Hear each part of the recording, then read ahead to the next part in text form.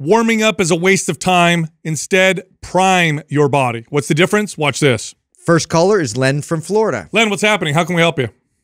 Hey, how's it going, guys? Good, man. How are you? Good, thank you. Hey, just want to start out with the obligatory, thanks for everything you guys do. You guys really kind of helped shape my past couple months here. I've been listening for about, a little background. I've been listening for about a year. I've been really trying to take working out seriously now for like the past, 9 months or so. So starting out, I started out, of course, with the Beachbody type stuff. I know that's not the best thing to do, but listening to you guys, I started more into strength training. The one thing I did like about the kind of the Beachbody type programming, though, was all the mobility stability stuff. So that kind of led me to get into your priming, your Prime and Prime Pro. So I bought both of those here over the Christmas, or the Black Friday holiday sale. And just kind of some questions about how to work that into my programming. It makes a lot of sense, like if I was running like a traditional like split type programming, like chest in, triceps. Okay, I can prime my chest, I can prime my triceps, it makes for a pretty easy day, but kind of just how that works, like with the full body type programming that, we've been utilizing now, because I'm in aesthetic now. I ran MAPS anabolic before. So, I'm just kind of wondering what does a priming session look like for a full body type routine with the Prime Pro and Prime programs that you guys have? Well, you'd love good question. Mass Performance is, there's mobility sessions program named just like you would see in aesthetic for the focus sessions for the days in between for active recovery. So just in terms of like the easiest way to see how that gets programmed in, that's one example. But, in terms of like the Prime program itself, that's really setting you up for your individualized needs in terms of like any kind of dysfunction, any kind of restriction you might have joint wise. You're going to be able to pinpoint that with our tests in there. Yeah, it depends on the person. So when you get MAPS Prime, there's a compass test in there. You take the test and you see pass or fail, and then that'll tell you what your priming session looks like. So my priming session for a full body workout would look different than Justin's or Adam's, right? I may need more thoracic mobility, which thoracic mobility is needed for almost every upper body exercise and even lots of lower body exercises like squats, right? So based on the compass test, you will have your priming session, and that's your quote unquote warm up. Now, Prime Pro, you want to pick your areas of concern, the areas that you feel like you need the most mobility, like shoulders, wrist, hands, ankles, hips, whatever.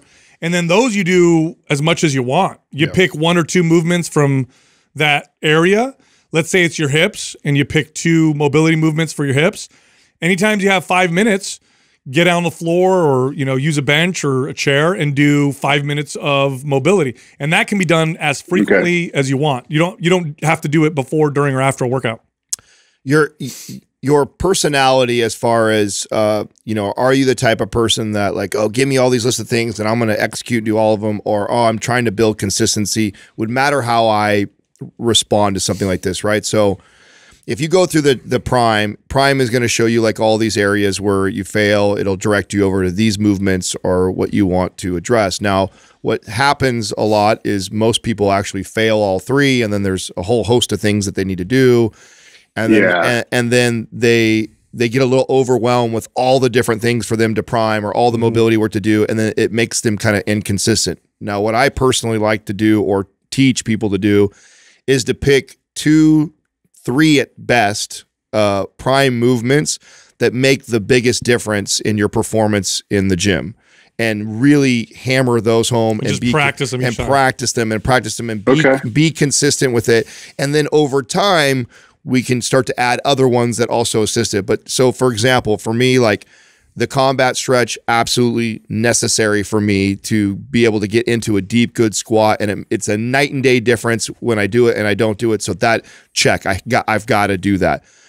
When I'm benching, I absolutely have to, thoracic mobility, really prime my upper back so my shoulders stay in place like I want them to be. And so that's a must.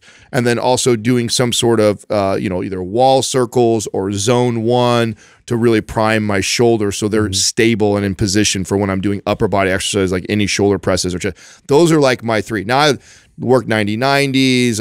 I love scorpions. I do all these other things too, but the three I've nailed down that make the biggest impact on how well my performance is in the gym are the ones that like I'm religious about. And so I tend to teach it that way. It's like, you know, pick up a couple of them that you know you can feel a difference and helps, and get really good at being consistent with that. And then over time, start to build in the other ones if you can, if that makes sense. Great advice. Do you have Maps Performance, by the way? Because I know Justin mentioned that, and I think you'd love a program like that. Yeah. Yeah, no, I don't. I just have the Prime Pro, Anabolic, and Aesthetic right now. So yeah, I'm going to send you Performance, because Performance is movement focused. Yeah. If you really like mobility and movement, I mean, that's the program for you.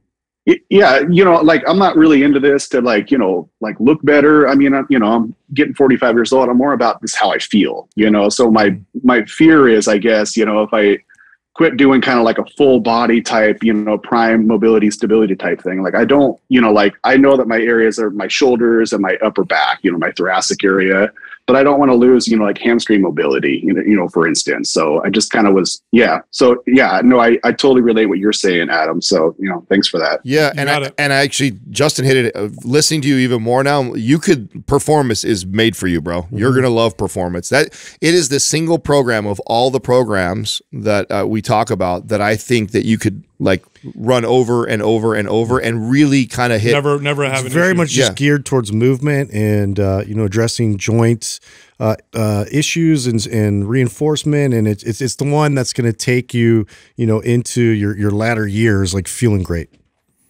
Nice. Okay, yeah, I'll definitely look forward to that. You got it, man. Awesome. Thanks, Len. Well, thanks for your time. I appreciate you guys. No problem. Thank you, Len. You know, the irony of what he said is he's like, I just want to feel good, which the irony of that is that's how he's going to look good. Yeah, right? Totally. Like, yeah, you train to That's feel the good byproduct.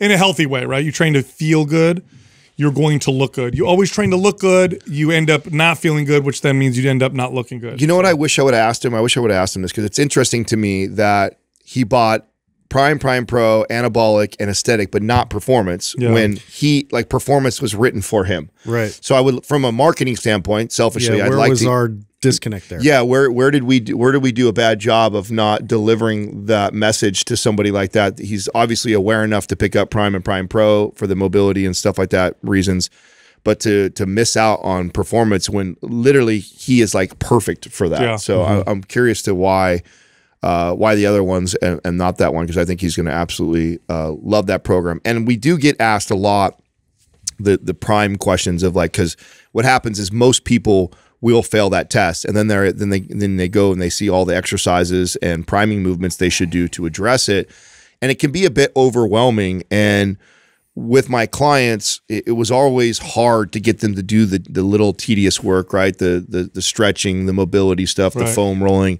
And what I learned over years of coaching people was, even though I know they need all of these things and that's ideal, a better strategy is to implement the one or two that make the biggest difference for them. The one that I can do and they go, whoa, I feel it's like, okay, let's hammer that. No, I love that point, and I think it's easiest to figure that out if you have a coach kind of helping you determine which ones. But otherwise, you know, if you're doing this yourself, to really just kind of go through, you know, most of those exercises and really feel your way through it, feel which one has the most impact. Yes. Stick with that one, and like you said, simplify it. But really, if you go into Prime and you read the instructions, if you fail all three, it tells you what to do. If you fail one, it tells you what to do. But so it'll tell you, and then, you know, within that category, then you pick the ones that give you the biggest impact.